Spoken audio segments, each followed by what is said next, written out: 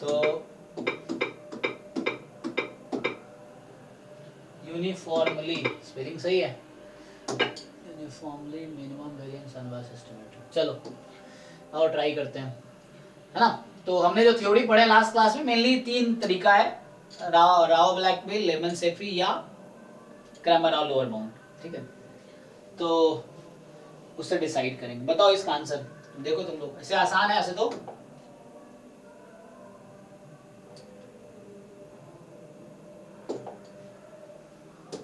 Sir जी sir ये कौन सी वाली पीडीएफ है पीवाईक्यू का? हाँ, ये भी ड्राइव में है, ये एक्चुअली मर्ज्ड है, इसमें जैम और गेट 2005 से 2023 तक के सारे क्वेश्चन एक जगह है, वो ड्राइव में भी अपलोडेड है ये। अब ईयर वाइज वाले में जाएंगे तो मिल जाएगा, एक फोल्डर का नाम होगा JAM PYQ year wise, GATE PYQ year wise, उसमें ये होगा। ये ईयर वाइज फोल्डर है यहाँ पे। तो देखो इसमें ये कह रहा है कि x1 x2 xn be a random sample from population, तो ये एक्सपोनेंशियल विथ रेट थीटा या मीन 1/थीटा। तो बोल रहा है कि यूएम VUE ऑफ 1/थीटा इज, बताओ आसान है, ऐसे कर दोगे आप लोग।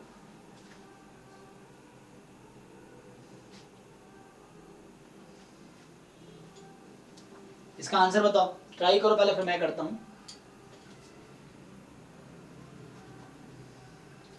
तो पहला काम क्या होता है, कंप्लीट सफिशिएंट एस्टिमेटेड ढूंढना, फिर उसका एक फंक्शन ढूंढना जो अनबायस्ड हो जाए। तो उसके लिए लेमन सेफी यूज कर सकते हो, या लेमन सेफी डिफिकल्ट हो रहा है तो राव ब्लैकबिल यूज कर लेंगे, ये चीज है।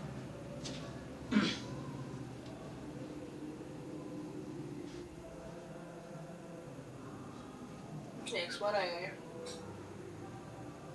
ओके ठीक है, तो मुश्किल तो नहीं है। इसको देखो डायरेक्टली तुम इसको लिखोगे एफ को, तो ये जो हमारा एफ थीटा एक्स है, इसको मैं लिख सकता हूं exponential of log F theta x. ऐसे ये सब करने की जरूरत है नहीं, आपको याद हो जाएगा कि चूंकि थीटा के साथ एक्स है तो हमेशा एक्स ही कंप्लीट सफिशिएंट होगा। मैं बस अभी करके दिखा रहा हूं, वैसे देख के पता चल जाएगा आपको कि कौन सा डिस्ट्रीब्यूशन, देख के पता चल जाएगा कौन सा एस्टिमेटर कंप्लीट सफिशिएंट है। तो यहाँ पे जो आपके पास है एक्सपोनेंशियल, तो इसको अगर आप ओपन करोगे तो सिंपली आपको दिख रहा होगा लॉग थीटा बाहर हो जाएगा माइनस थीटा एक्स। सो जो एक्सपोनेंशियल फैमिली पे आ गया, तो ये थीटा के साथ जो भी एक्स का है, तो यहाँ से टी जो होगा summation xi is complete sufficient, ठीक, कंप्लीट सफिशिएंट। अब ये एक टी मिल गया कंप्लीट सफिशिएंट एस्टिमेटर। अब इसका एक फंक्शन ढूंढना है, मतलब इसके टर्म्स में कुछ मुझे एक फंक्शन ऑफ टी ढूंढना है जो अनबायस्ड हो जाए। तो पहले तो आप एक्सपेरिमेंट करोगे, तो पहले टी का ही मीन निकाल कर देख लोगे आप। तो यहां से ये जो x है, तो यहां से ex कितना आता है जी, इस पीडीएफ में ex क्या है, ये 1/थीटा। तो यहाँ समेशन xi का मीन कितना आ जाएगा, n टाइम हो जाएगा ये, तो ये आपका n/थीटा आ जाएगा। अब आपको समहाउ राइट साइड में 1/थीटा बनाना है, क्योंकि 1/थीटा का अनबायस्ड एस्टिमेटर चाहिए मुझे, तो n को उधर भेज दो। तो एक्सपेक्टेशन t/n, तो ये आ गया 1/थीटा। ये जैम 2015 का क्वेश्चन है, 2015 का। तो t/n का मतलब x बार, तो यहां से हो गया कि expectation of x bar is 1/थीटा। और इसीलिए जब summation xi complete sufficient estimator है तो x बार भी कंप्लीट सफिशिएंट एस्टिमेटर होगा, कोई प्रॉब्लम नहीं है। तो x bar is the UMBUE of 1/थीटा, ठीक है। ये आसान क्वेश्चन था ऐसे तो, किसी को डाउट हो तो पूछ सकते हो, ठीक है।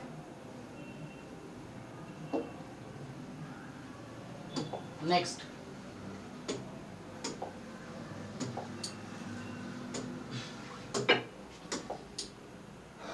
चलो ये ट्राई करते हैं। ये भी 2015 का, ये देखो एक UMBUE का था 2015 का, ये भी ऐसे तो ये भी हम कर सकते हैं, हमने ये पढ़ा ना थ्योरी। चलो इसको जरा ट्राई करते हो, ये भी अभी पढ़ा हमने जस्ट, ये सैम्पलिंग का क्वेश्चन है, लिमिट थ्योरम्स का, सॉरी। चलो दोनों, मैं दोनों एक साथ बुलाता हूँ, दोनों का आंसर बताओ तुम लोग।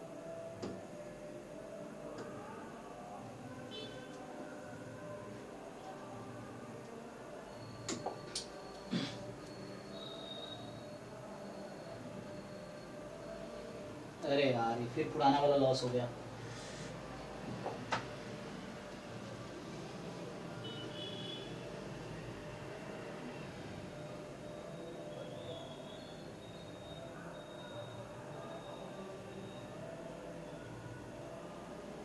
सर एक क्वेश्चन तो बुला रहा है।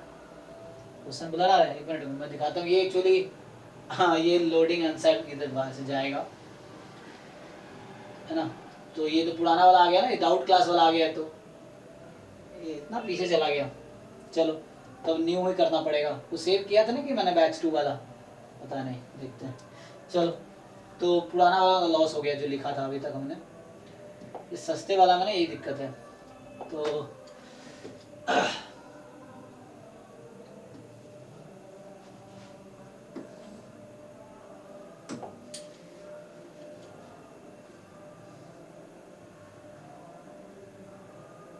चलो ट्राई करो, देखो क्या बोल रहा है।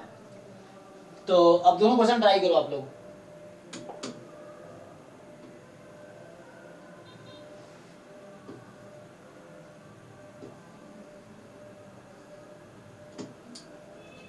तो पहला क्वेश्चन क्या बोल रहा है कि x1 x2 dot dot dot be a sequence of IID random variable with mean 2 variance 4। मतलब इसमें जो पॉपुलेशन का मीन 2 है और पॉपुलेशन का वेरिएंस 4 है, ठीक है। तो पॉपुलेशन का मीन 2 है, पॉपुलेशन का वेरिएंस आपका 4 है। अब आपसे पूछ रहा है कि then which of the following is are true. तो ये MSQ है, इज आर ट्रू। तो x bar converges in probability to. तो आप लोग ऑलरेडी जानते हो कि x bar converges in probability to what, EX। चाहे कोई भी डिस्ट्रीब्यूशन हो, है ना, ये weak law of large number theorem है ये। So weak law of large number जो थ्योरम है वो ये कहता है कि कोई भी पॉपुलेशन हो, x bar will always converge in probability to EX। मतलब x bar will always be a consistent estimator of EX। तो मतलब तो यहाँ पे एस्टिमेटर नहीं है क्योंकि 2 तो कांस्टेंट है ना, तो इसलिए यहाँ पे एस्टिमेटर नहीं होगा। मतलब ये 2 का एस्टिमेटर है, लेकिन पैरामीटर अननोन तो है ही नहीं, तो यहाँ पे एस्टिमेटर नहीं बोलेंगे। यहाँ पे सिर्फ x bar converges in probability to 2। तो मतलब ये ऑप्शन ट्रू है, कोई दिक्कत नहीं है क्योंकि EX होना चाहिए। अब ये 1/n समेशन xi स्क्वायर, तो ये weak law of large number से ही ये भी क्वेश्चन होगा कि this converges in probability to क्या होगा, हाँ एक्सपेक्टेशन ऑफ x स्क्वायर। अब आप यहाँ से आपको जो वेरिएंस पता है, EX पता है, तो आप EX स्क्वायर निकाल सकते हैं कि नहीं, 8 आ जाएगा। तो मतलब ये 8 हो गया, तो मतलब ये ऑप्शन गलत है इसका मतलब। ओके अब x बार माइनस म्यू, तो ये दोनों हुआ है weak law of large number से। अब ये सेंट्रल लिमिट थ्योरम का है कि x bar minus mean upon sigma by root n. तो उस रूट एन को यहाँ भेज दो, तो यहाँ पे जब आप फिट करेंगे तो म्यू की जगह 2 है, ओके है। सिग्मा तो वेरिएंस 4 था, सिग्मा है, तो x bar minus mu sigma, इस रूट एन को लेंगे upon this converges in distribution to normal 0 1। ये ऑप्शन क्या होगा, ट्रू या फॉल्स, ट्रू होगा बाई सेंट्रल लिमिट थ्योरम, है ना, true by central limit theorem. तो अब next 1/n-1 summation xi minus x bar whole square. तो ये कहां से आया था पॉपुलेशन, है ना। सो दिस, तो इसका नाम क्या है, ये जो ब्रैकेट में है क्या लिख, हाँ क्या है ये SS स्क्वायर है, सैंपल वेरिएंस बोलते हैं इसको हम। तो E ऑफ SS स्क्वायर, ये भी E ऑफ SS स्क्वायर हमारा जो आएगा क्या आएगा, सिग्मा स्क्वायर के इक्वल आएगा। सर अगर लास्ट वाले ऑप्शन में अगर n इनफाइनाइट होता, हाँ तो किसी भी डिस्ट्रीब्यूशन के केस में वो वेरिएंस के ऊपर ही जाता, वो कन्वर्ज करता। हाँ वैसा तो होगा, n कुछ भी हो। यहाँ पे E of SS square actually ना, SS square is unbiased estimator of sigma square. किसी भी डिस्ट्रीब्यूशन के लिए दिखा सकते हो ये, ठीक है ना। तो SS स्क्वायर अनबायस्ड, जैसे x बार ना, x बार जो है अनबायस्ड एस्टिमेटर है sigma, sorry x bar is unbiased estimator of mu, मतलब population mean for any distribution. SS square is unbiased estimator of sigma square for any distribution, है ना, तो कोई दिक्कत नहीं है। तो ये सही है, मतलब ये ऑप्शन भी चेक कर लो एक बारी। तो E of SS square sigma square 4 दे रखा है, तो ओके फॉर ऑल एन 1 ठीक है। तो ये 9th है ना, तो इसका आंसर हो गया ACD, MSQ था, ठीक है, तो ACD। इसमें एक भी आप आगे पीछे करोगे तो आपके मार्क्स नहीं मिलेंगे, कटेंगे भी नहीं, नेगेटिव मार्किंग भी नहीं है, लेकिन 0 मार्क्स मिलेंगे। चलिए 10th ट्राई करते हैं। सो 10th है, मतलब ये 2015 के पेपर में इन्होंने 31 से 40 नंबरिंग नहीं किया था, 1 to 30 नंबरिंग अलग था, फिर बी सेक्शन में 1 to 10 अलग था, फिर सी सेक्शन में 1 to 20 अलग था, तो इस तरह से नंबरिंग किया है। ये भी 2015 का ही है। So let x1, x2, xn be a random sample from normal mu sigma square population where mu real number है, sigma square positive है, दोनों अननोन है, दोनों अननोन क्वांटिटी है, तो which of the following statement is are true, ये भी MSQ है आपका। तो बोल रहा है कि maximum likelihood estimator attains Cramer Rao lower bound. अब चूंकि मैं MLE पढ़ाया नहीं हूं, लेकिन बता देता हूं इसमें ना, आपको पता भी होगा कि नॉर्मल म्यू सिग्मा स्क्वायर में म्यू का MLE क्या आएगा, x बार आएगा, ठीक है। तो x बार आपका ये आएगा। सो जब आप मीन फाइंड करेंगे तो x बार होगा। अब बोल रहा है कि x बार अटेन्स क्रैमर और लोअर बाउंड, तो आपने फाइंड किया था कि अगर वेरिएंस ऑफ x बार निकालूंगा तो ये सिग्मा स्क्वायर बाई n आएगा, और आप क्रैमर राव लोअर बाउंड अगर आप फाइंड करोगे म्यू का तो ये भी यही आएगा। हाँ कि नहीं, देख लीजिए आप। अच्छा एक मिनट, दोनों अननोन है ना, एक मिनट, हाँ कोई दिक्कत नहीं है। एक्चुअली नॉर्मल पॉपुलेशन में x bar is the UMVUE of mu, s square is UMVUE of sigma square, ठीक है। तो उसी लॉजिक से ट्रू हो जाएगा एक्चुअली, मतलब हालांकि ये टेंड करता है। तो आप अगर म्यू का फाइंड करेंगे तो क्या आएगा, तो हमने फाइंड करके देखा भी तो था नॉर्मल के लिए, जब हम क्रैमर और लोअर बाउंड फाइंड कर रहे थे, म्यू का फाइंड करके देखो तो आपका यही आएगा, इक्वल आएगा। आई थिंक चेक कर लो एक बारी। तो करना क्या आपको, क्रैमर और लोअर बाउंड फाइंड करना। ये अटेंस का मतलब क्या होता है, ये कहना चाह रहा है कि क्रैमर और लोअर बाउंड क्या है, वेरिएंस का मिनिमम वैल्यू है, हो सकती है, और आपको जो MLE आया है उसका वेरिएंस निकाल के देखो क्या वेरिएंस इसके इक्वल है, कहना ये चाह रहा है। तो वेरिएंस ऑफ x बार निकालेंगे और क्रैमर और लोअर बाउंड म्यू के लिए फाइंड करेंगे। जो फॉर्मूला था कि म्यू का डेरिवेटिव तो 1 ही हो जाएगा, तो 1 upon I theta I mu. अब आई म्यू आपको कैलकुलेट करना है तो n upon sigma square type का आएगा। आप वेरीफाई करके देख लो एक बार। जब मैं कई बार बोल देता हूँ, आप ये लिख के एक बार, इसको आपका काम है क्लास के बाद या अभी आप कैलकुलेशन करके देखो कि ये दोनों सही है कि नहीं ना। कई बार मुझसे भी गलती हो जाती है तो आपको चेक करना पड़ेगा। Sir Cramer Rao lower bound हमेशा अटेन नहीं होता क्या? नहीं, हमेशा थोड़ी होता है। हर UMVU मतलब ऐसे बहुत सारे पॉपुलेशन है जहां पे एक भी अनबायस्ड एस्टिमेटर नहीं है जिसका वेरिएंस क्रैमर और लोअर बाउंड के इक्वल है, एक भी नहीं है ऐसा।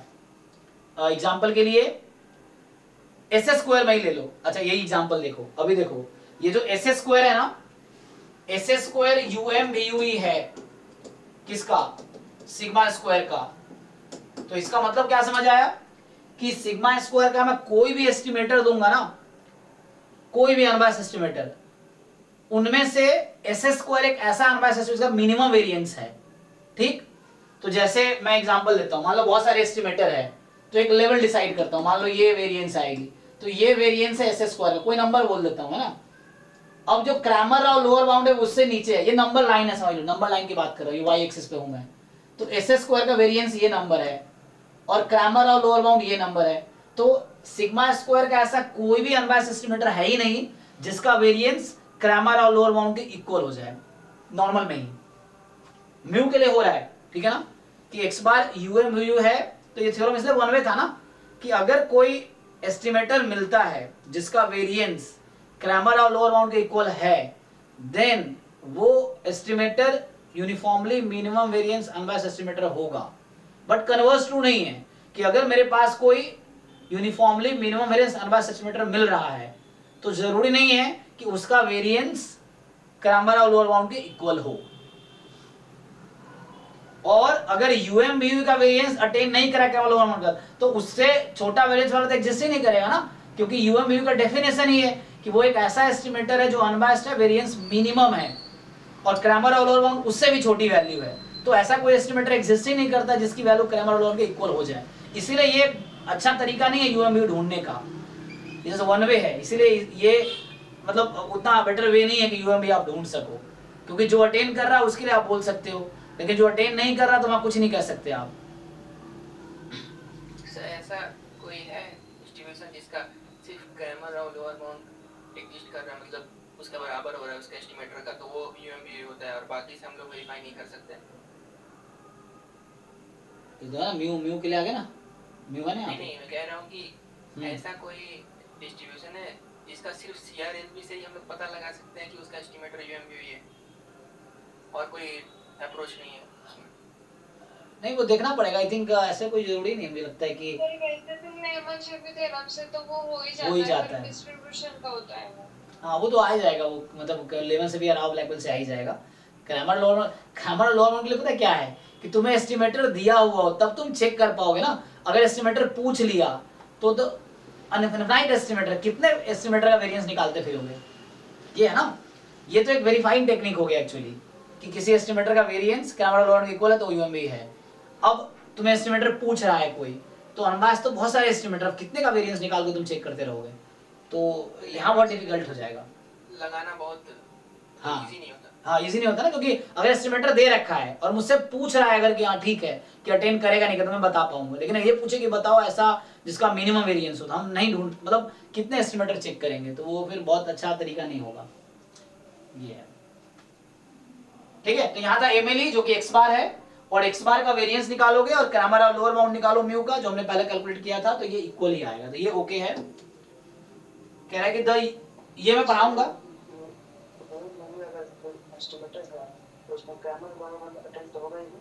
हाँ, वो तो पक्का है।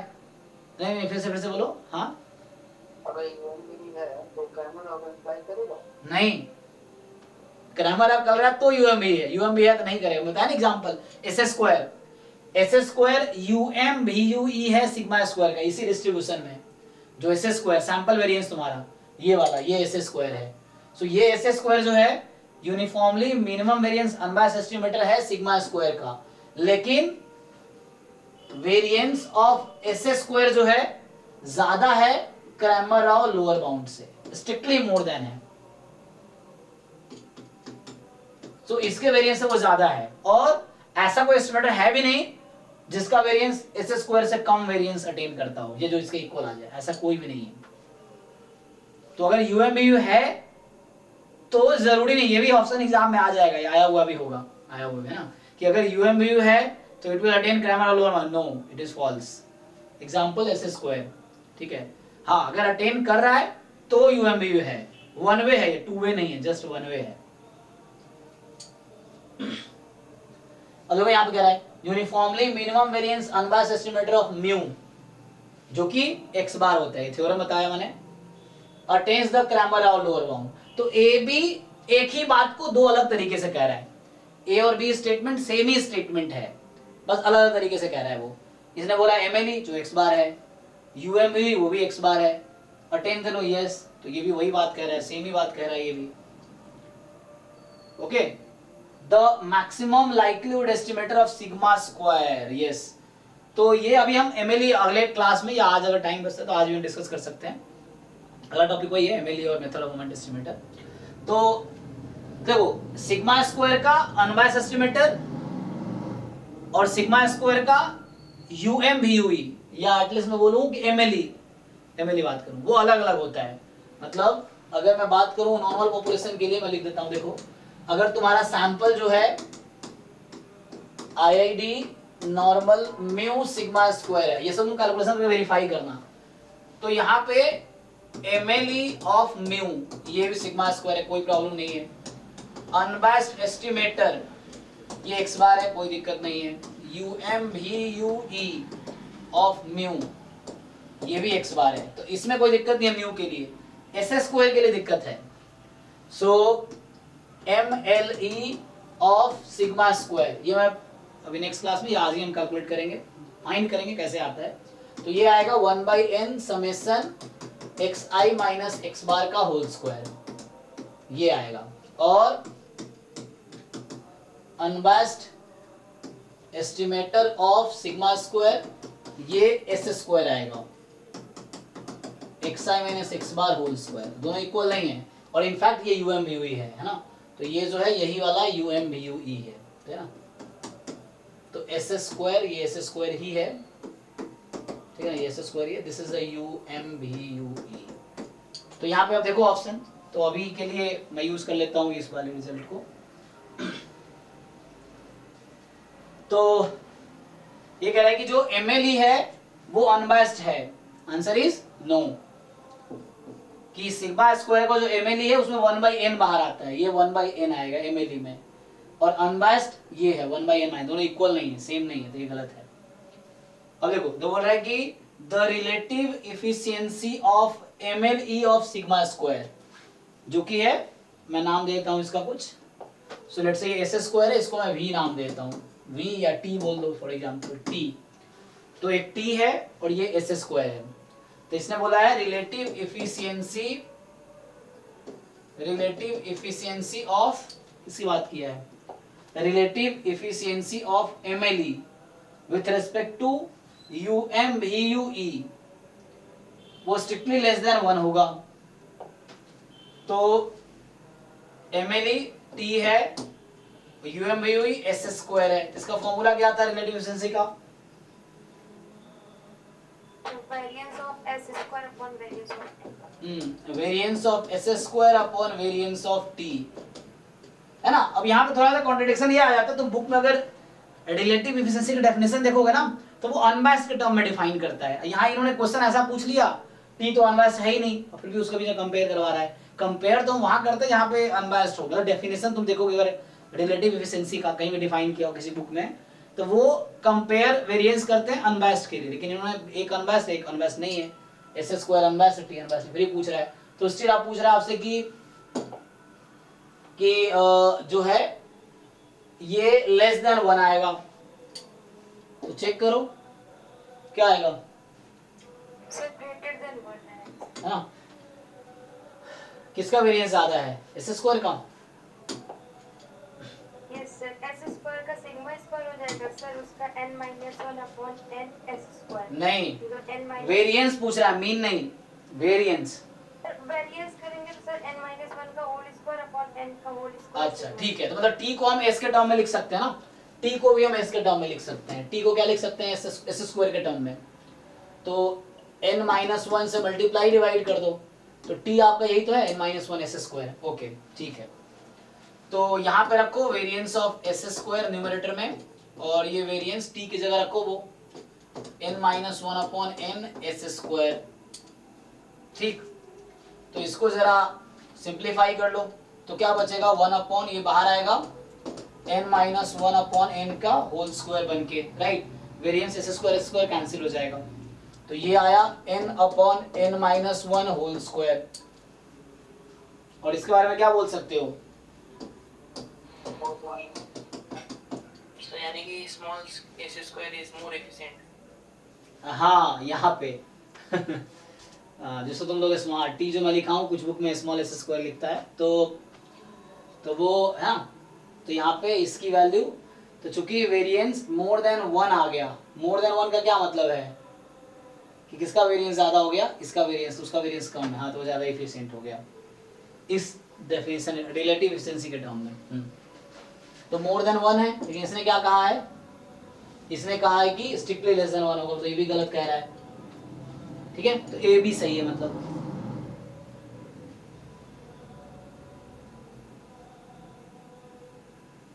आगे बढ़े, चलो डाउट है पूछ सकते हो, आगे बढ़ते हैं अदरवाइज।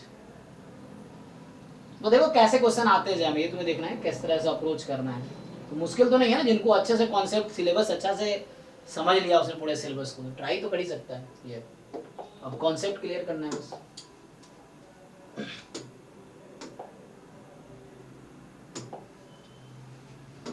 चलो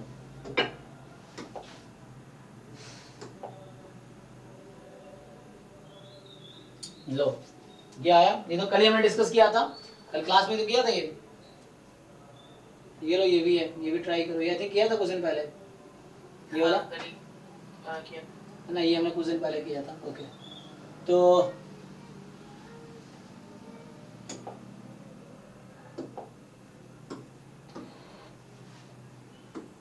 ये तो मैं कल ही क्लास में थ्योरम लिखा है मैंने, है ना, कि पॉइजन से है, किसके लिखा था, पॉइजन के लिए और बर्नौली के लिए, दो थ्योरम, उसके लिए थ्योरम लिखाए थे। क्या आएगा, ठीक है ना। तो ये पॉइजन के लिए ये है, और बर्नौली होता तो ये होता है ना, इस तरीके से। तो ये थ्योरम में लिखाए थे कल क्लास में हमने। सो t × t - 1/n² ये हो गया। तो ये रिजल्ट है ना। और ये होता उसके लिए बर्नौली के लिए। तो मैं प्रूफ तो है ना, प्रूफ तुमने कल किया ही था इसको। तो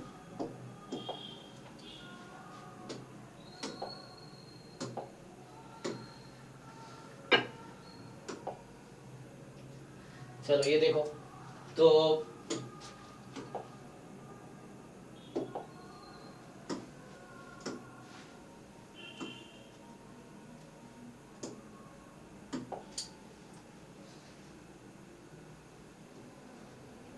ये पूछा था ना, एक बार पूछ लिया था इसके बारे में।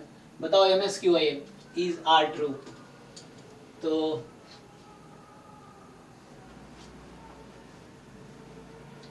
so x1 x2 xn be a random sample from normal, mu 0 है, म्यू गिवन है मतलब, और सिग्मा स्क्वायर की जगह 2 थीटा स्क्वायर है।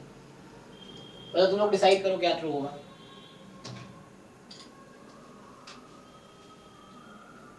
ऑप्शन बी तो ट्रू है। ठीक है,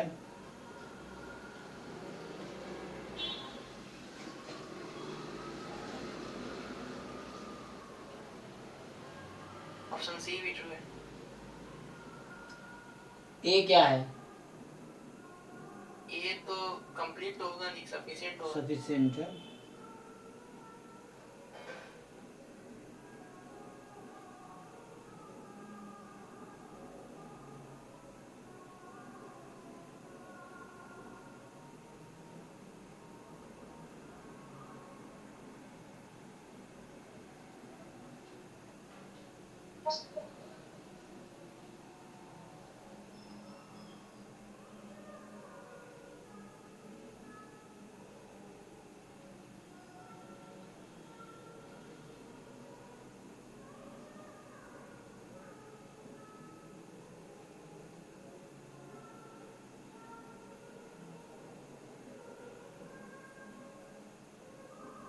फिर डी वाला फॉल्स होगा।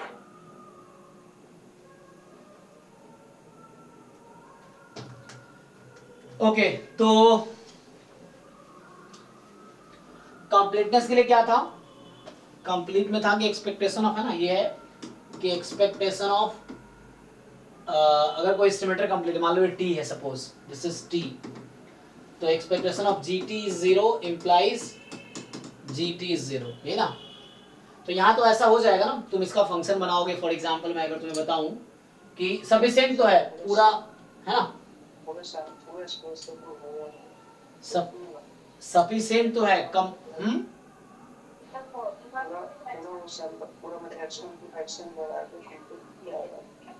कंप्लीट आएगा। कंप्लीट होने के लिए तुम्हें याद है यहाँ पे पैरामीटर स्पेस क्या है? तुम ये बताओ, तुम्हें एक चीज याद बताया था मैंने, तो यहाँ पैरामीटर स्पेस क्या है, मतलब थीटा का रेंज क्या है यहाँ पे? आर। नहीं नहीं, आर कहाँ है? थीटा का रेंज क्या है? 0 से इन्फिनिटी ना। ये जो पैरामीटर स्पेस में लिखता था set of all possible values of theta, तो वो आपका 0 से इन्फिनिटी ये हो गया, ठीक। तो ये 0 से इन्फिनिटी हो गया, एंड ठीक है 0 से इन्फिनिटी है। क्या इसका डायमेंशन क्या है?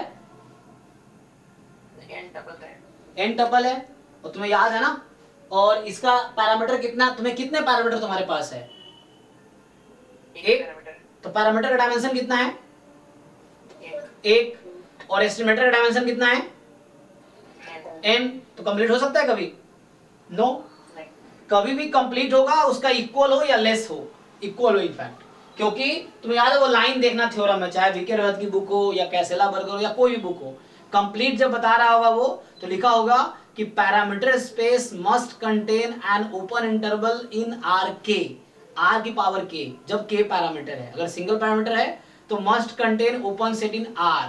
तो यहाँ पर तो के डायमेंशन, ये तो एक पैरामीटर है, और यहाँ पे एन डायमेंशन हो गया, डायमेंशन ज्यादा हो गया। तो कभी भी अगर एस्टिमेटर का जो डायमेंशन है वो ज्यादा है पैरामीटर के डायमेंशन से, तो कभी कंप्लीट नहीं होगा, ठीक है। ये रिजल्ट है, तो इसीलिए ये कंप्लीट नहीं है। तो ये ऑप्शन गलत हो गया, क्योंकि डायमेंशन एन है, इसका सफिशिएंट है, कंप्लीट नहीं है।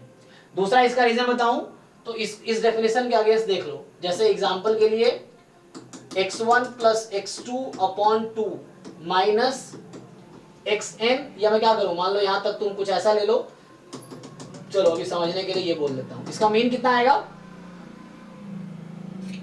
0। बट क्या अगर मुझे ऑब्जर्व्ड वैल्यू देगा सो क्या इसकी वैल्यू हमेशा 0 आएगी? दिस विल नॉट 0, डेफिनेशन के अगेंस्ट आ गया।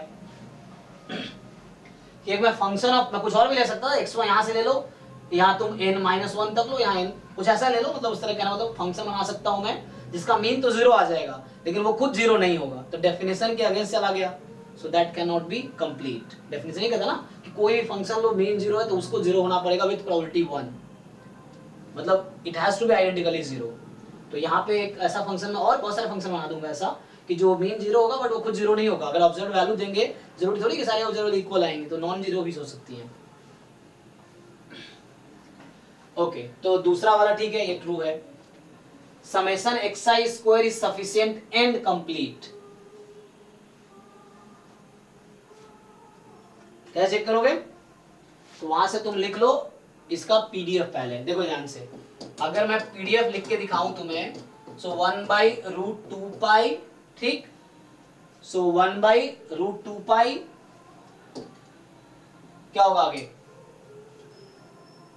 सिग्मा, तो सिग्मा है √2θ² e की पावर -½ x - 0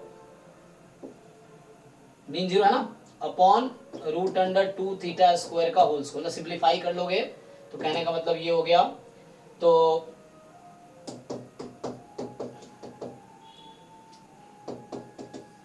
टू इंटू है, इंटू लिख रहा हूं, और e की पावर -1/4θ², ठीक है, x²।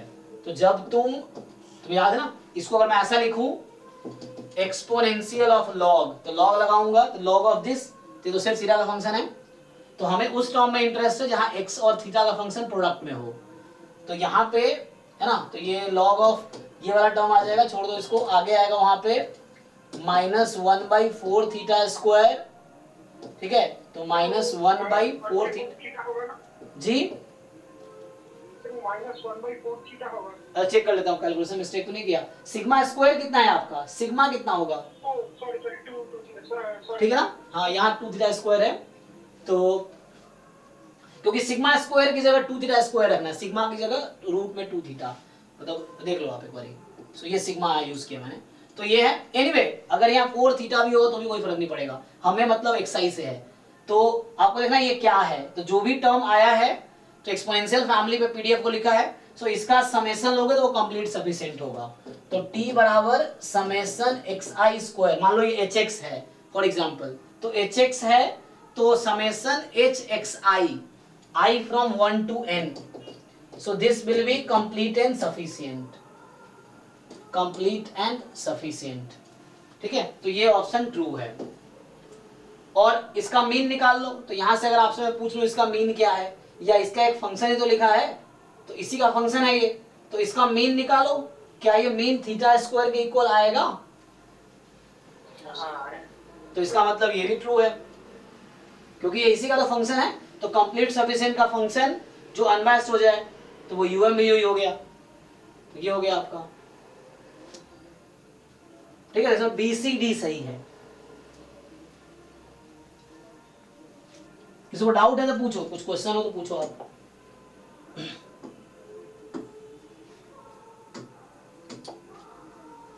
चलो तो आगे बढ़ते हैं।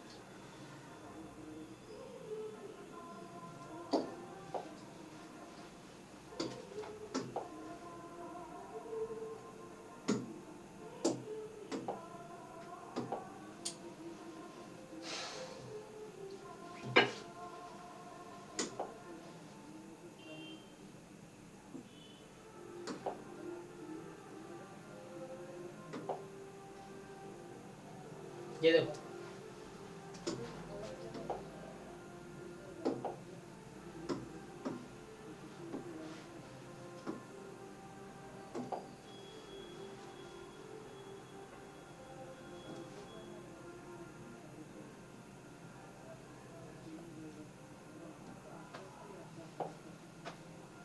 ठीक है।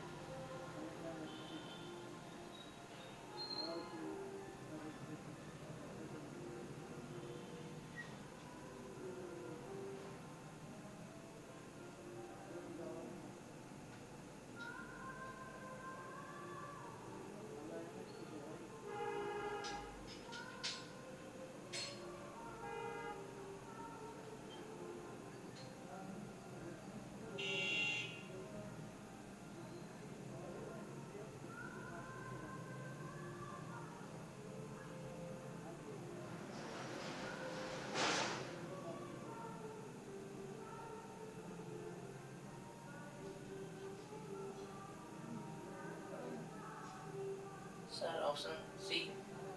ओके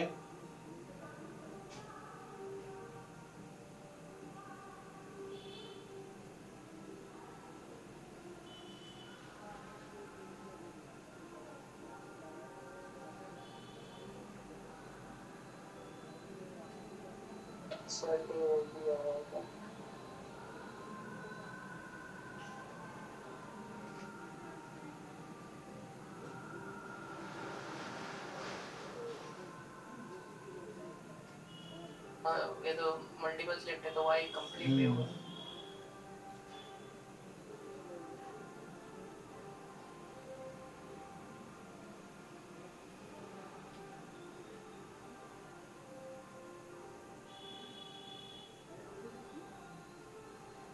डिसाइड करो पहले, फाइनल बताओ।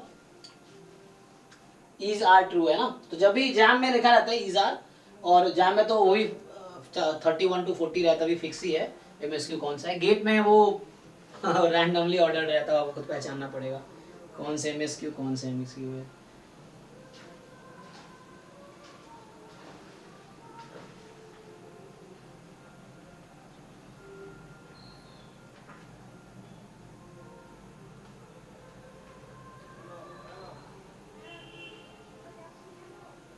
ऑप्शन ए सी।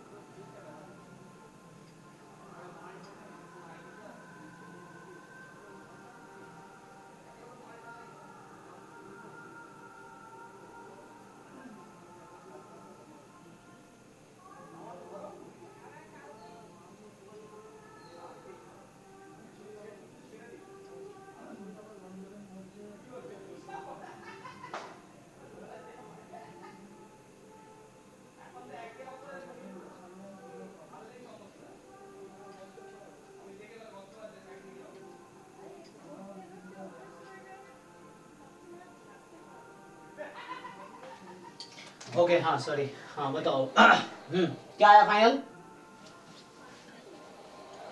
ये कुछ का ए बी आ रहा है, कुछ का ए सी आ रहा है, बाकी लोग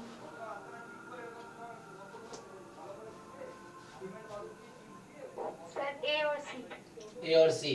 ओके चलो ट्राई करते हैं। देखो तो क्या करेंगे कि ये देखो x का डिस्ट्रीब्यूशन क्या है यहाँ पे, जरा इसको पहचानो, क्या डिस्ट्रीब्यूशन है? Gamma 2 theta. हाँ गामा में तुम देखो x की पावर 2 - 1, तो अल्फा की जगह 2 है और बीटा की जगह थीटा है, तो जब मैं थीटा लिख रहा हूँ तो यहाँ मैं इस पीडीएफ के हिसाब से बोल रहा हूँ गामा 1 गामा अल्फा बीटा की पावर अल्फा x की पावर अल्फा -1 e की power minus beta x more than 0। ठीक, तो इस तरह से है। तो इस पीडीएफ के हिसाब से ये गामा अल्फा बीटा का पीडीएफ है, तो इसके हिसाब से अगर आप फिट करेंगे इसको ना, तो x की पावर यहाँ अल्फा -1 है, यहाँ x की पावर 1 है, तो अल्फा -1 = 1, तो अल्फा = 2। यहाँ e की पावर बीटा x है और यहाँ e की पावर माइनस थीटा x है, बीटा की जगह थीटा, तो ये हो गया। अब हालांकि डायरेक्ट फॉर्मूला भी होता है इसमें कि जैसे इसमें x का मीन निकालोगे ना, इसमें x का मीन निकालोगे तो कितना आता है इसमें अल्फा अपॉन बीटा, इस वाले पीडीएफ में। ठीक, अब इसमें एक formula I think e of 1/x का होता है, हालांकि मुझे भी याद है नहीं, डिराइव करना पड़ेगा मुझे। कितना आ जाएगा ये बताओ, किसी को याद है e ऑफ 1/x क्या होता है? उसे आसानी से हो जाएगा, नहीं तो डिराइव करना पड़ेगा मुझे भी। उसी से किए हैं। क्या आया बताओ, अगर इसमें डिराइव करना चाहें तुम इसी पीडीएफ से एक बार, कितना आएगा? अल्फा मुझे याद नहीं है, मैं पूछ रहा हूं क्योंकि मुझे याद नहीं है, मैं करना पड़ेगा प्रूफ मुझे।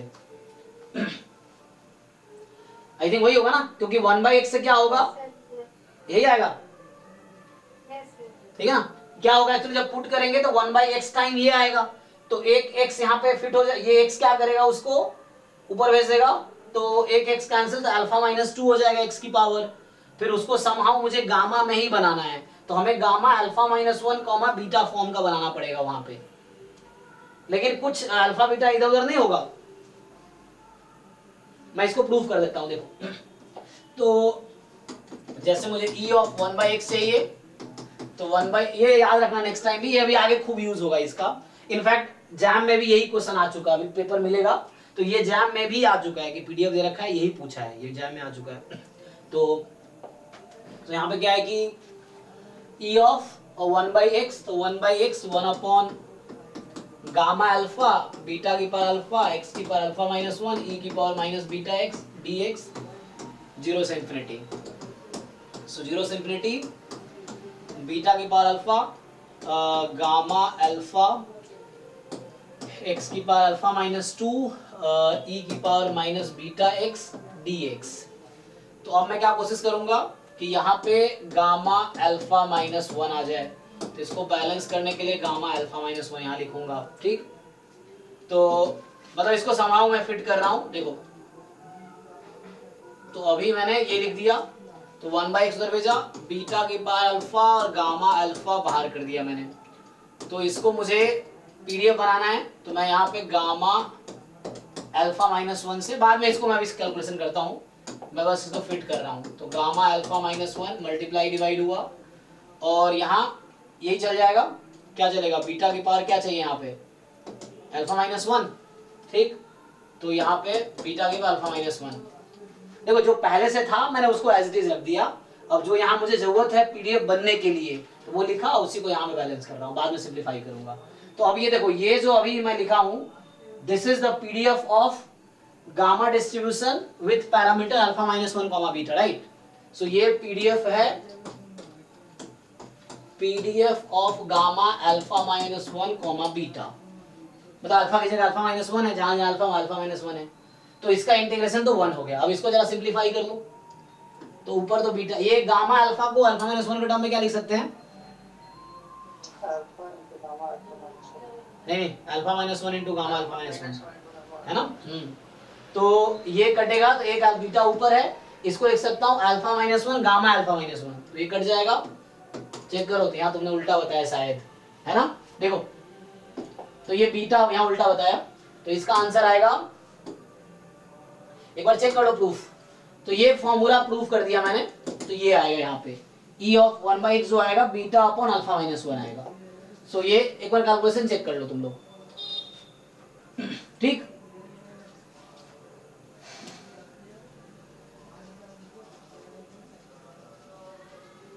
यहाँ मैंने क्या किया है, इस वाली चीज को मैंने यहाँ एज इट इज छोड़ा है, कुछ नहीं किया।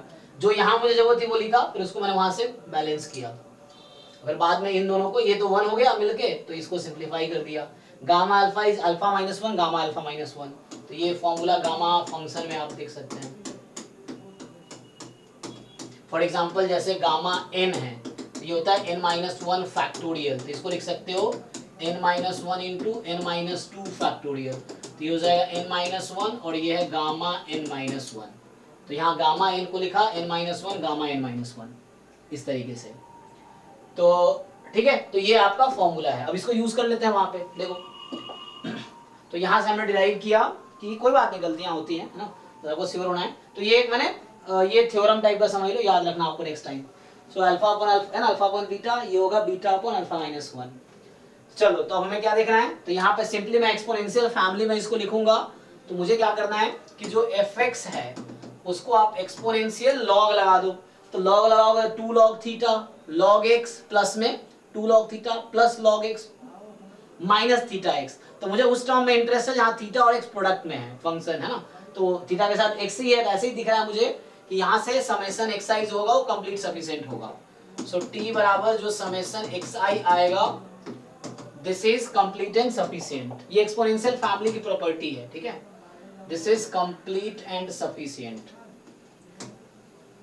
एस्टिमेटर, तो मिल गया। तो अब मुझे कंप्लीट सफिशिएंट पूछा था, y क्या है, समेशन xi, तो ये तो ट्रू हो गया, ठीक। अब 2n अपॉन y um भी होगा, तो अब सिंपली y कंप्लीट सफिशिएंट है, ये t जो लिखा हूं यही y है आपका। सो y अगर कंप्लीट सफिशिएंट है तो y का एक फंक्शन चाहिए जो अनबायस्ड एस्टिमेटर हो जाए थीटा के लिए। तो देखो यहां से अगर आपसे मैं पूछूं y का डिस्ट्रीब्यूशन क्या है ये बताओ। Each X I is gamma 2 comma theta, fine. Each X I is gamma 2 comma theta. अब जो हमने प्रोबेबिलिटी डिस्ट्रीब्यूशन में थ्योरम्स पढ़े थे वो हम यहाँ यूज कर रहे हैं, ठीक है। तो each X I is gamma 2 theta. तो मैं पूछ रहा हूँ y जो है समेशन एक्स आई ना, इसका डिस्ट्रीब्यूशन क्या होगा, इसका डिस्ट्रीब्यूशन क्या है। तो आपको क्या वहां आपने देखा था कि जब इंडिपेंडेंट है तो फर्स्ट पैरामीटर ऐड होता है, तो 2 2 2 ऐड होगा n टाइम, तो ये हो गया 2n कॉमा थीटा, ठीक। हाँ हरिओम, आपका माइक ऑन है, कुछ पूछना है बताना है तो ठीक है। तो summation excise gamma 2n theta.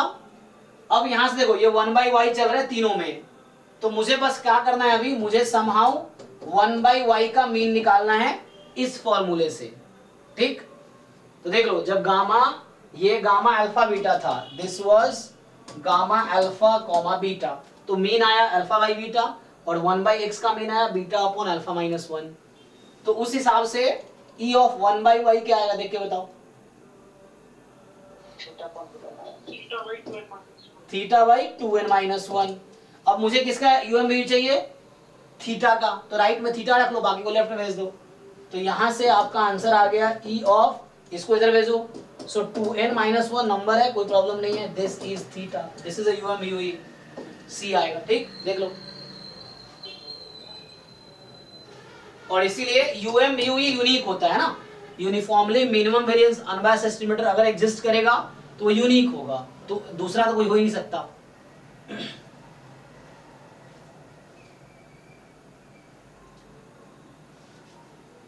तो हो गया।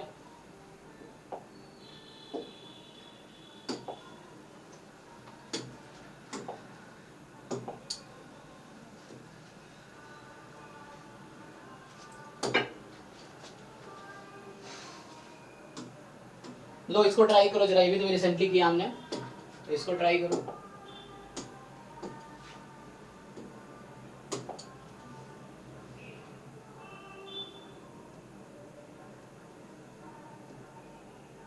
बताओ इसका आंसर बताओ, ये भी एमएसक्यू है।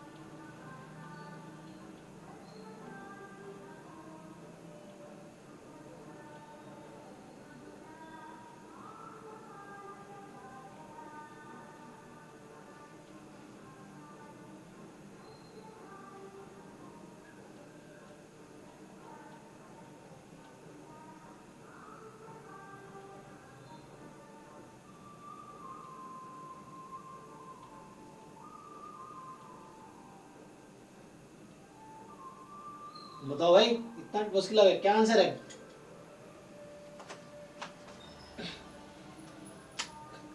क्या आंसर है इसका? किसी का नहीं आया? बी डी इसका। देखो कह रहा है कि x1 एक्सचेंज जो है रैंडम सैंपल यूनिफॉर्म थीटा से थीटा प्लस 1 में है, थीटा अननोन पैरामीटर है, u जो है वो nth ऑर्डर स्टैटिस्टिक्स है, v जो है फर्स्ट ऑर्डर है, तो u जो है वो nth ऑर्डर स्टैटिस्टिक्स है, v जो है वो फर्स्ट ऑर्डर स्टैटिस्टिक्स है। Then which of the following statement is are true, कौन सा स्टेटमेंट ट्रू है? तो देखो पहली बात, अभी बोल रहा है u कंसिस्टेंट एस्टिमेटर है थीटा का भी। एक्चुअली हमने अभी mle पढ़ा नहीं है ना, तो mle यूज कर सकते हैं। तो यहाँ हाँ बीटा में कन्वर्ट कर सकते हैं। हाँ एक्चुअली पता है प्रॉब्लम क्या है, अगर तुम mle फाइंड करो, ये क्वेश्चन mle पे बेस्ड है एक्चुअली, इसलिए सर आप लोगों को नहीं हो रहा है। ये mle फाइंड करोगे ना, तो मैं थ्योरी तो कराऊंगा, वैसे बैकग्राउंड बता देता हूँ। देखो fx ऑफ x क्या होगा, यहाँ पे 1 होगा ना, जहाँ xi बिलोंग्स टू कहाँ, थीटा से थीटा प्लस 1, राइट? ये होगा ना, मैं भी जो इक्वलिटी लगा लो कोई दिक्कत नहीं है। सो ये हमारे पास है, तो जो लाइक्लीहुड फंक्शन होगा इसका क्या होगा, product of F x I. तो क्या ही फर्क पड़ता है, खुद पीडीएफ 1 है तो ये तो 1 ही आएगा ना, लाइक्लीहुड फंक्शन ये है। अब देखो यहाँ वेरिएबल थीटा है, ध्यान रखना यहाँ वेरिएबल थीटा है, तो तुम्हारा एक फंक्शन है अब जहाँ वेरिएबल थीटा है, तो तुम्हें थीटा का, इस फंक्शन का डोमेन क्या होगा, थीटा का जो पॉसिबल वैल्यूज हैं, रेंज ऑफ थीटा, वो डोमेन इस फंक्शन का होगा। तो देखो थीटा कहाँ, यहाँ इसको अलग अलग करो, तो एक है theta less than equal to each X I, एक तो यहाँ से ये आ गया, दूसरा आएगा कि theta plus 1 more than equal to each X I. अब इसका कॉमन सोल्यूशन निकालो सैंपल के टर्म में, theta less than each X I है, तो इसका कॉमन सोल्यूशन क्या होगा, theta less than equal to what, x1। So minimum of all, and again theta plus 1 is more than equal to each X I, तो इसका common solution क्या होगा, theta plus 1 more than equal to maximum. तो nth order statistics. तो इसको एक बार और लिखूं तो theta more than equal to nth order statistics minus 1। अब इसको और इसको कंबाइन करो, सो थीटा का रेंज क्या हो गया, theta more than equal to है nth order statistics minus 1 less than equal to first order statistics. तो अभी तक मैं कर क्या रहा था, अभी तक मैं किया लाइक्लीहुड फंक्शन फाइंड किया, और लाइक्लीहुड फंक्शन है तो फंक्शन में वेरिएबल होगा, तो यहाँ वेरिएबल थीटा है, और वेरिएबल थीटा है तो उस फंक्शन का डोमेन चाहिए मुझे, तो डोमेन वो होगा जो थीटा का रेंज है, मतलब थीटा कहाँ से कहाँ तक होगी, जैसे फंक्शन में x की वैल्यू कहाँ से कहाँ तक है, तो वो उस फंक्शन का डोमेन है। तो यहाँ पे लाइक्लीहुड फंक्शन में थीटा की वैल्यू कहाँ से कहाँ तक होगी, वो उस लाइक्लीहुड फंक्शन का डोमेन है, तो वही मैं फाइंड कर रहा था। तो मेरे पास क्या मिला, तो मुझे लाइक्लीहुड फंक्शन मिला 1, कब, जब थीटा की वैल्यू इस इंटरवल में है, इंटरवल क्या है, nth order statistics minus 1 to first order statistics, तो यहाँ यही डोमेन है तुम्हारा। अब मुझे ये बताओ, ये जो लाइक्लीहुड फंक्शन है वो थीटा के किस वैल्यू के लिए मैक्सिमम होगी,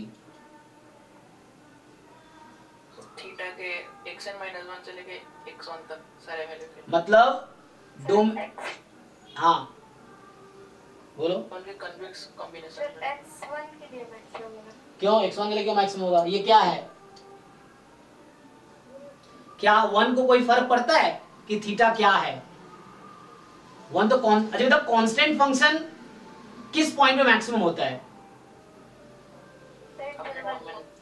पूरे डोमेन पे, है ना, जो पॉइंट ऑफ मैक्सिमा है कांस्टेंट फंक्शन का उसका पूरा डोमेन है, पॉइंट ऑफ मिनिमा है कांस्टेंट पूरा डोमेन है।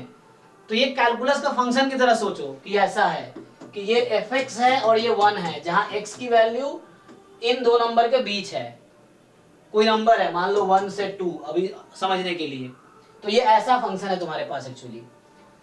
तो मैं इनडायरेक्टली mle फाइंड कर रहा हूं, mle कुछ है नहीं, mle पूरा मैथमेटिकल कॉन्सेप्ट है, mle बस नाम स्टैटिस्टिक्स वाला है कि मैक्सिमम लाइक्लीहुड एस्टिमेटर। तो मतलब ये होता है कि थीटा की वो वैल्यू जिसके लिए लाइक्लीहुड फंक्शन मैक्सिमम हो जाए, मतलब point of maxima of likelihood function is called mle, ये डेफिनेशन हो गया। तो आपसे मैं ये पूछ रहा हूं कि ये पॉइंट किस पॉइंट पे मैक्सिमम होगा, तो कांस्टेंट है तो थीटा से मतलब ही नहीं इसको, तुम कुछ भी थीटा लो ये मैक्सिमम ही है, क्योंकि ऐसे ही वैल्यू ऊपर नीचे हो रही है, ये तो कांस्टेंट ग्राफ बनाओगे, कांस्टेंट फंक्शन है 1 के अराउंड, तो ये हर पॉइंट पे मैक्सिमम है। तो मतलब ये हो गया यहाँ पे कि ये पूरा इंटरवल एमएलई है एक्चुअली, मतलब इस इंटरवल में कोई भी थीटा के वैल्यू चूज करो वो एमएलई है। So likelihood function is maximum for each theta in the domain of likelihood function.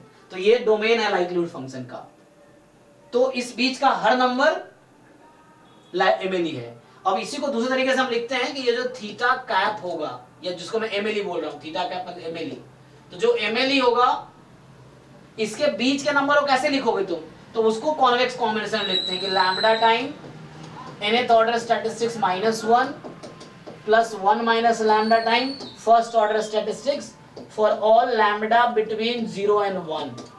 देखो लैम्बडा को 0 रख के देखो क्या मिलेगा, लैम्बडा को 0 रखोगे तो ये मिल गया, लैम्बडा को 1 रखोगे तो ये मिल जाएगा।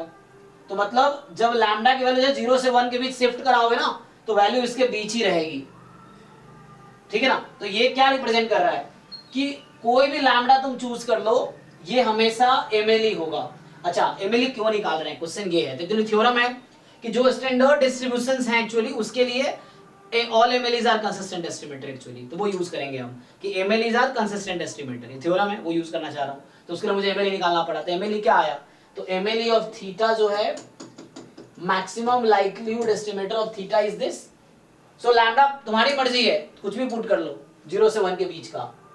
तो अब देखो u कंसिस्टेंट एस्टिमेटर है, u क्या है तुम्हारा n, तो तुम मुझे ध्यान से देख के बताओ क्या जो nth ऑर्डर स्टैटिस्टिक्स इंटरवल में है कि नहीं, क्या है इस इंटरवल में, यस और नो? नो। यहां ध्यान दो, इसका लार्जेस्ट पॉइंट क्या है ना। अगर आपको मैं इसको ग्राफ बना के दिखाऊं, मतलब इंटरवल पे दिखाऊं, देखो ध्यान से, ये है नंबर लाइन थीटा की वैल्यू, तो यहां आपका है nth ऑर्डर स्टैटिस्टिक्स -1, यहां है first order statistics. First order stats क्या होता है, मिनिमम ऑफ ऑल, तो ये जो nth ऑर्डर स्टैटिस्टिक्स है वो मैक्सिमम ऑफ ऑल है। तो ये इंटरवल आपका एमएलई है, एमएलई ये इंटरवल है बस इतना वाला, और जो nth ऑर्डर स्टैटिस्टिक्स होगा वो उससे ज्यादा ही होगा ना, क्योंकि nth ऑर्डर स्टैट्स है, मैक्सिमम है सबका, तो मैक्सिमम वाली वैल्यू हमेशा ज्यादा होगी ऑर्डर स्टैट्स में। तो ये तो इन जनरल ट्रू है कि, तो इसीलिए ये actually this is not the part of this interval. मैंने ये कहा कि डोमेन का हर पॉइंट एमएलई है, लेकिन ये डोमेन में है ही नहीं, तो एमएलई तो हो नहीं सकता, ठीक। क्या फर्स्ट ऑर्डर स्टैटिस्टिक्स इसमें है इंटरवल में, है ना? हाँ है। ये होगा, कोई दिक्कत नहीं है। अब ध्यान से देखो, अभी तो मैं ये बोल रहा हूं कि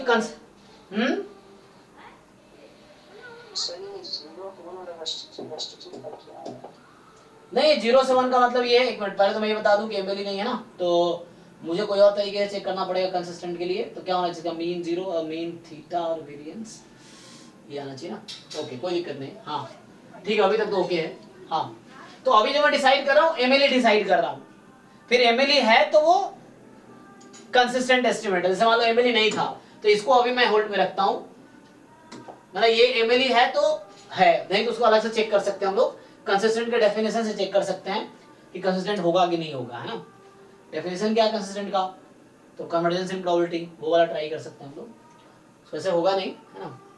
अच्छा ये 0 से 1 का क्या स्टोरी है, देखो तुम्हें अगर मैं ये बोलूं, ध्यान से देखो यहाँ पे, जैसे कोई नंबर है, इंटरवल है a to b, ठीक है ना, तो कोई t नंबर है इंटरवल a b में, तो t कुछ इस फॉर्म का होगा, lambda time a plus 1 minus lambda time b for all lambda between 0 and 1, ये लिख लो, या तुम ऐसा भी लिख सकते हो कि 1 minus lambda time a plus lambda time b for all lambda between 0 and 1, ठीक है। सो ये आपके पास आ जाएगा, ठीक है। अब ऐसा क्यों ले रहे हैं, अगर तुम लैम्बडा 0 से 1 के बीच नहीं लोगे ना, लैम्बडा 0 से पीछे जाओ तो इंटरवल के बाहर का नंबर मिलने लगेगा तुम्हें, लैम्बडा को 1 से ज्यादा लो तो इंटरवल के बाहर का नंबर मिलने लगेगा। तो 0 से 1 इसीलिए है क्योंकि 0 उस बीच के इंटरवल की वैल्यू चाहिए तुम्हें, तो तुम लैम्बडा 0 से 1 कुछ भी रखोगे इस बीच का ना, तो तुम्हें उसी बीच का नंबर मिलेगा। जैसे यहां से तुम रियलाइज कर पाओगे, देखो अगर लैम्डा मैं 0 रखता हूँ लैम्डा को, तो a मुझे मिलेगा। लैम्डा को मैं 1/2 रख के देखता हूँ तो ये a प्लस बी बाई 2 मिलेगा, मतलब इसके बीच का पॉइंट मिलेगा मुझे। ठीक, वैसे ही लैम्डा 1 तक जाता हूं मैं तो 1 रखने पे मुझे b मिलेगी। तो कहने का मतलब किसी इंटरवल के बीच के पॉइंट को आर्बिट्री, मतलब एक जनरल वे में लिखना हो कि वो किस फॉर्म का होगा, this will be of this form, any number in this interval will be in this form, ये चीज है। तो ये भी ओके है, इसमें कोई दिक्कत नहीं है। ये यहां से यहां तक जाएगा, ये वाला क्या कर रहा है, यहां से यहां तक जा रहा है, मतलब जैसे 0 से 1 जा रहे हो ना तुम, तो ये क्या कर रहा है, यहां से वहां तक जा रहा है। इसमें क्या हो रहा है कि 0 रखोगे तो ये मिलेगा, तो यहां से यहां तक आ रहा है, कोई दिक्कत नहीं है। 0 से 1 ही क्यों है, क्योंकि तुम 1 से ज्यादा रख के देखो, ये देख लो चारों तरफ, तो वो इंटरवल के बाहर का नंबर मिलने लगेगा तुम्हें इंटरवल के बीच का नंबर चाहिए, इसलिए 0 to 1 फिक्स किया। इसको बोलते हैं कॉन्वेक्स कॉम्बिनेशन। लीनियर कॉम्बिनेशन है, लीनियर कॉम्बिनेशन का स्पेशल केस है, इसको बोलते हैं कॉन्वेक्स कॉम्बिनेशन।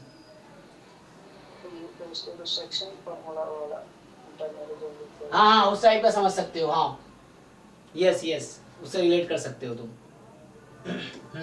केस भी याद है ना, हाँ डिवाइड कर रहा है उस रेशियो में 1 minus lambda is to lambda के रेशियो में, यस तो वो उस रेशियो में पॉइंट है 1 minus lambda is to lambda के रेशियो में डिवाइड कर रहा है, ठीक बात है, इंटरनली वही उससे रिलेट कर सकते हो, सही है।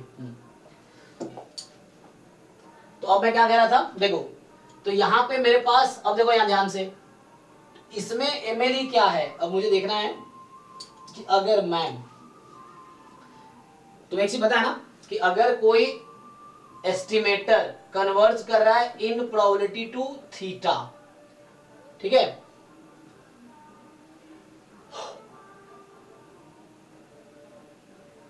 तो क्या होगा, इसमें किसी कांस्टेंट से भी मल्टीप्लाई करूं तो मैं क्या होगा, 2 time t will converge in probability to theta, ठीक, ये रिजल्ट है। तो वो वाला यहाँ यूज होगा एक्चुअली, देखो इसको थोड़ा ठीक से लिखते हैं, तो इसको मैं ठीक से लिखूंगा तो क्या लिख सकता हूं, 2 टाइम u माइनस 1 आगे माइनस b,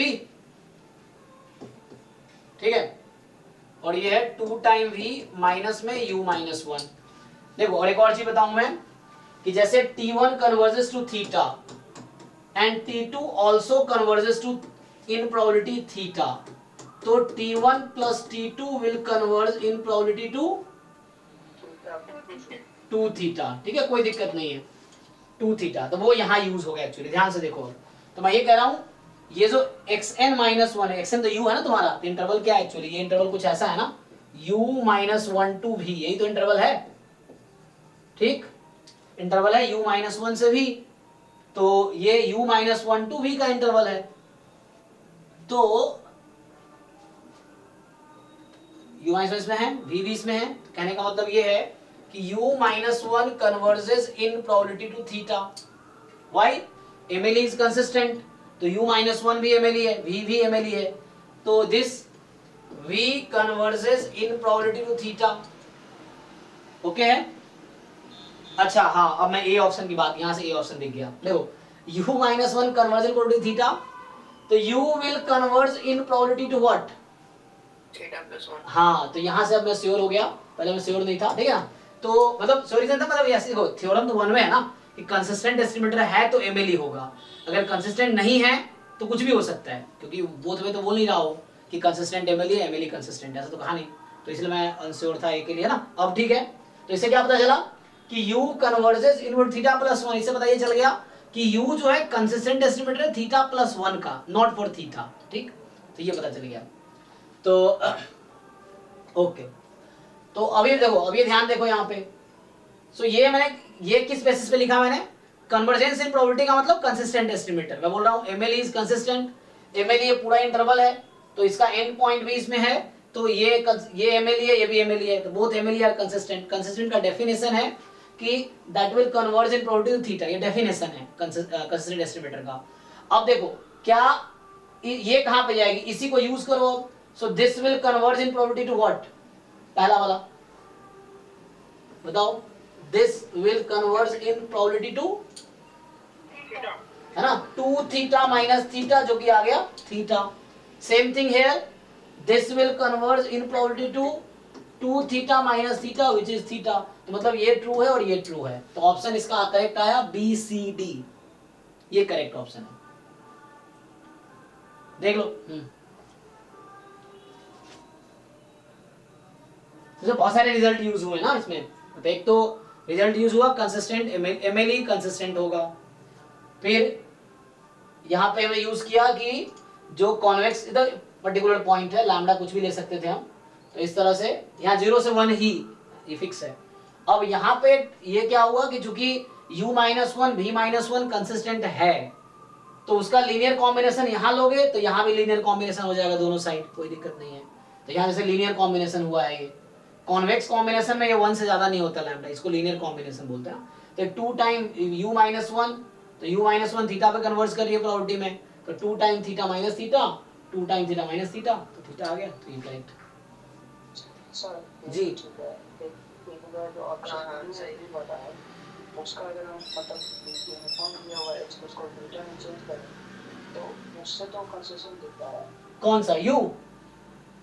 दोनों ही दिख रहा है। अच्छा चलो ट्राई करते हैं। अगर बीटा में कन्वर्ट यू नहीं दिख रहा है सर, मीन एसिम्प्टोटिकली अनबायस्ड नहीं है। हाँ यू नहीं होगा बीसीडी हो जाएगा, है ना, तो उससे भी आंसर वैसे नहीं, देखो ट्राई कर लेते हैं। तो यहाँ तुम कह रहे हो कि एक्साइज यूनिफॉर्म ठीक है, तो अगर excise uniform theta comma theta plus 1 है, तो एक्सआई माइनस थीटा का डिस्ट्रीब्यूशन यूनिफॉर्म 0 हाँ यूनिफॉर्म 0 1 हो गया, ठीक है। तो तुम कह रहे हो मान लो इसका नाम मैं y रख देता हूँ, y आई, तो तुम कह रहे हो क्या लूं मैं, nth ऑर्डर स्टैट्स, तो xn माइनस थीटा, इसका डिस्ट्रीब्यूशन क्या है, बीटा n कॉमा 1, तो expectation of nth order statistics minus theta कितना आएगा, n बाई n प्लस 1।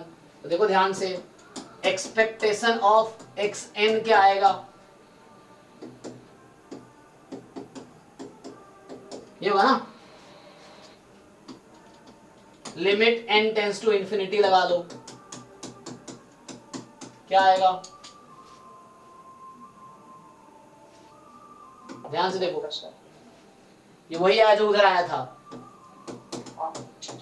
ठीक है ना, और यहां भी आया यही चीज, ये थीटा प्लस 1 यहां भी आ चुका है, u will converge in probability to theta plus 1 actually, ठीक है। तो ये थीटा प्लस 1, वेरिएंस 0 आ जाएगा, वेरिएंस ऑफ nth, यहाँ पे वेरिएंस ऑपरेट कर लो, इस पे यहाँ पे तुम वेरिएंस ऑपरेट कर लो, सो ये वेरिएंस 0 आ जाएगा तुम्हारा। ये तो वन वे होगा ना। हाँ हालांकि ये थ्योरम वन वे है, लेकिन बोथ वे यूज कर सकते हैं, स्टैंडर्ड डिस्ट्रीब्यूशन के लिए भी बोथ वे ट्रू है, मतलब कंसिस्टेंट है तो ये प्रॉपर्टी होगी, स्टैंडर्ड डिस्ट्रीब्यूशंस के लिए ओके, इसका भी काउंटर एग्जाम्पल बहुत रेयर है, तो इस तरह से ये वर्क कर जाएगा ऐसे, क्योंकि ये स्टैंडर्ड डिस्ट्रीब्यूशन के लिए बोथ वे वर्क करता है ये थ्योरम, तो कोई दिक्कत नहीं। सर एक बार मतलब क्या कंसिस्टेंट होगी तो एमिली होगी कंसिस्टेंट, एमिली होगी तो कंसिस्टेंट होगी, हाँ उल्टा नहीं वो थ्योरम ट्रू नहीं है, दूसरे थ्योरम की बात कर रहे थे हम, वो ट्रू नहीं है, every MLE is consistent, it's okay. ये इस थ्योरम की बात कर रहा था कि जब एक्सपेक्टेशन ऑफ टीएन की लिमिट तुम्हारा थीटा है and limit of variance of TN 0 है, तो देन हम बोलते हैं टी इज कंसिस्टेंट, ठीक है ना। तो हालांकि ये वन वे थ्योरम है ना, लेकिन बोल रहा हूँ स्टैंडर्ड डिस्ट्रीब्यूशन के लिए इसका कन्वर्स भी ओके है, कोई दिक्कत नहीं होगा, मतलब अगर कंसिस्टेंट होगा तो वैसा हो रहा होगा स्टैंडर्ड डिस्ट्रीब्यूशन के लिए, क्योंकि इसका एग्जांपल काउंटर एग्जांपल बहुत रेयर है जो कन्वर्स ट्रू नहीं हो रहा है इस तरह से। तो स्टैंडर्ड डिस्ट्रीब्यूशंस के लिए बोथ वे वर्क करेगा ये थ्योरम।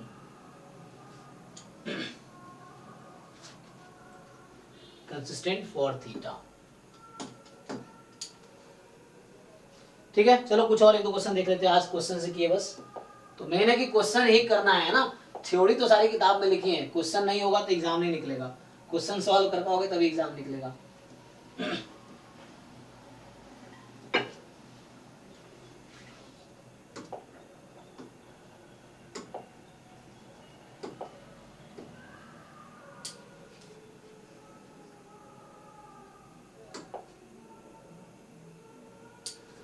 देखो कल तुम यही पूछ रहे थे ना ऑब्जर्व्ड वैल्यू वाला, देखो तो कि ऑब्जर्व्ड वैल्यू दे रखा होता है तो क्या होता है। लो ये दोनों ट्राई करते हैं, टाइम ही नहीं है इतना एक्चुअली, कर लेते चलो। 2020 का ये जैम 2020 MS।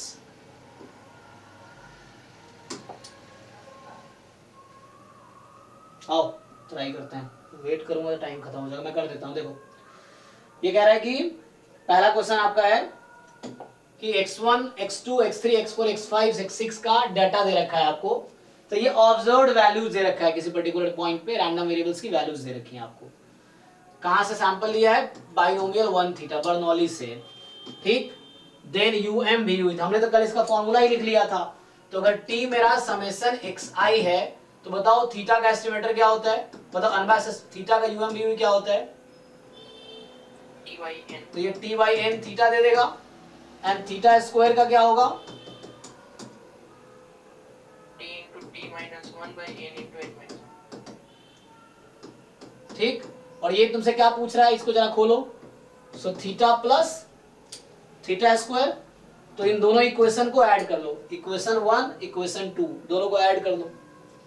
तो expectation T by n T into T minus one by n into n minus one theta plus theta square, ये वही है जो यहाँ लिखा हुआ है, ठीक।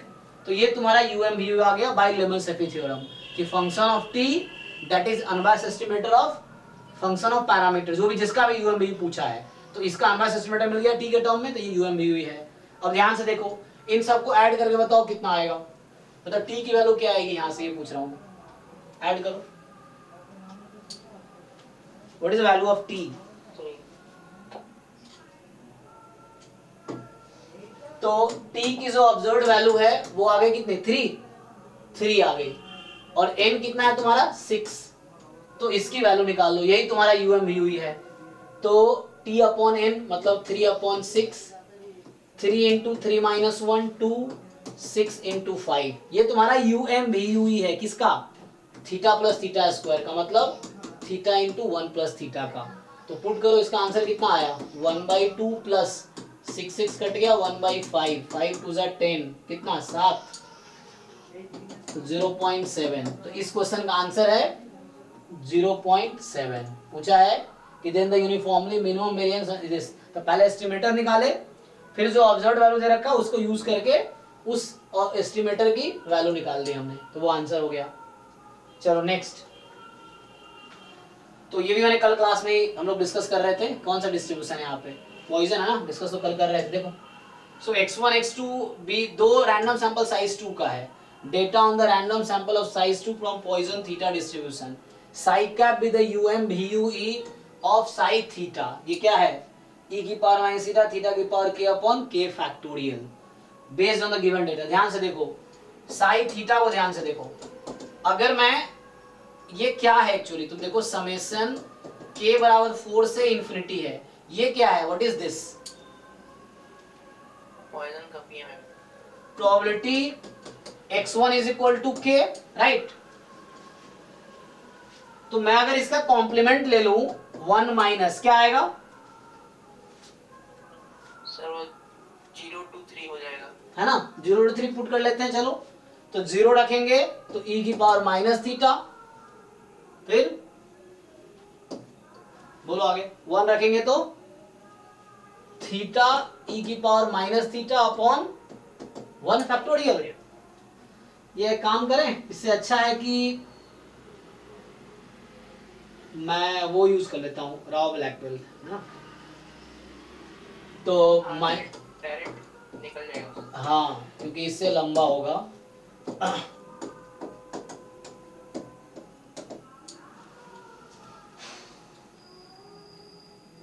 क्योंकि यहाँ के अलग अलग निकालना पड़ेगा सबका मुझे एक एक करके, फिर बाद में उसका जैसे पीछे किया हमने कंबाइन किया वैसे कंबाइन कर सकते हैं, तो ठीक है, तो अलग अलग निकाल सकते हैं। इसका तो हमने लास्ट क्लास में बताओ, इसका तो बताया था ना, अच्छा हमने अलग अलग निकाले थे, e की पावर माइनस 2 थीटा का निकाला था ना जस्ट, हाँ उसमें वो थीटा स्क्वायर, माइनस थीटा का भी निकाले थे, हाँ माइनस e की power minus theta minus 2 theta, एक मिनट यहाँ गलती किया मैंने, एक मिनट कहाँ है, 0 रखेंगे तो माइनस थीटा 1 रखेंगे तो अच्छा यहाँ मैंने गलती से ज़्यादा लिख दिया है, ये हर बार माइनस थीटा ही रहेगा, ये गलती से लिख दिया देखो, तो थीटा फिक्स है ना, ठीक है माइनस थीटा ही तो रहेगा, बाकी वो है।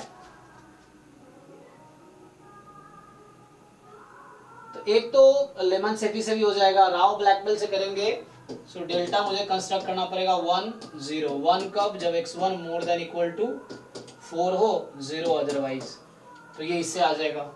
और लेमन सेफी से करेंगे तो उससे भी हो जाएगा, तो उसके लिए मुझे फिर कंपेयर करना पड़ेगा।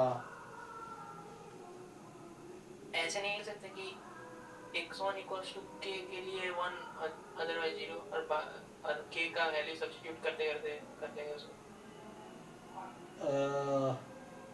कर सकते हैं, लेकिन यहाँ पे समेशन तुम्हें k पे लगाने हैं, तो फिर तो लिनियरिटी प्रॉपर्टी होल्ड करता ही है।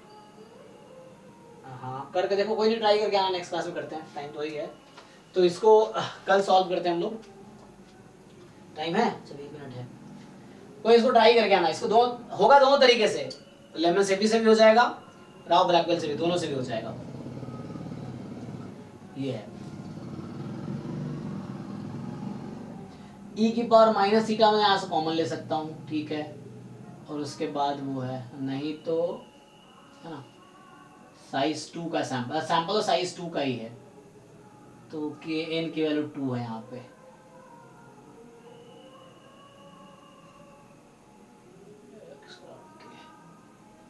उससे भी हो जाएगा, वो भी ट्राई करके देख सकते हैं, एक्स बराबर के करके फिर अलग अलग निकाल के के पे समेशन, तो क्या बनेगा वहां से, एक्सपेक्टेशन डेल्टा गिवन टी, ये बनेगा ना। तो expectation delta given T and delta जैसे मैंने x1 more than equal to 4 दिया है, तो वही बात है, xi is equal to k कर दो, वो कर दो, और x1 गिवन t का डिस्ट्रीब्यूशन है बाइनोमियल, तो उससे आ जाएगा, हो जाएगा। चलो उसको ट्राई करके आना तुम लोग, तो कल हम आगे इसको कंटिन्यू करें, ये क्वेश्चन करके फिर अगला थ्योरी करेंगे। सर ये बायनोमियल t 1/2 आ रहा है क्या, तो राव ब्लैकबेल।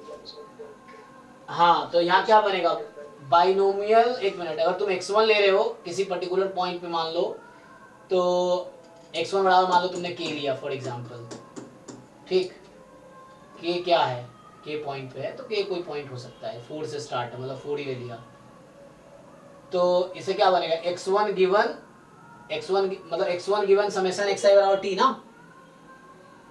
इनइक्वालिटी लगा तो कैलकुलेशन कर लूंगा, हाँ इनइक्वालिटी लगा तो कैलकुलेशन में थोड़ा काम होगा। ओके, तो इनक्वालिटी ले लो, कोई दिक्कत नहीं है, क्योंकि यहाँ पे क्या ही है तुम्हारे पास, तो क्या बनेगा, डिस्ट्रीब्यूशन क्या होगा, बाइनोमियल t कॉमा कितना आएगा 1/2, क्योंकि एक है और यहाँ सैंपल साइज 2 है जस्ट, तो सैंपल साइज 2 है, तो थीटा अपॉन n थीटा, तो 1/2, ठीक तो है। अब इसमें लगा लो,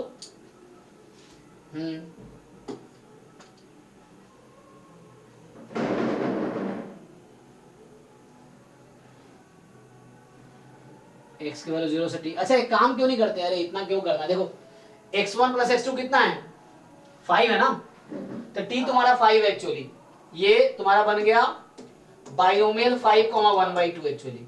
अब इस पे तुम्हें काम करना है, तो एक समेशन xi को t लेते ना तुम, तो समेशन xi यहाँ 5 हो जाएगा, तो समेशन xi 5 है, तो प्रोबेबिलिटी निकाल लो,